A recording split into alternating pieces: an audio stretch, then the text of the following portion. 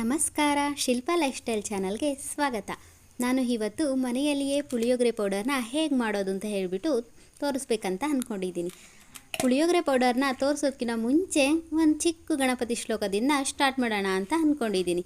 ನನ್ನ ಮಗನ ಶ್ಲೋಕದಿಂದನೇ ಸ್ಟಾರ್ಟ್ ಮಾಡೋಣ ಬನ್ನಿ.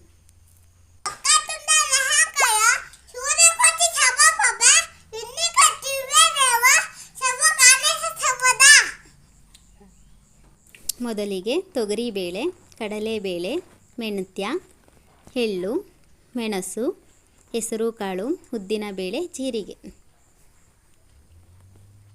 ಸ್ಟವ್ ಮೇಲೆ ಒಂದು ಕಡಾಯನ್ನು ಇಟ್ಕೊಂಡು ಸ್ಟವ್ ಆನ್ ಮಾಡಿಕೊಂಡು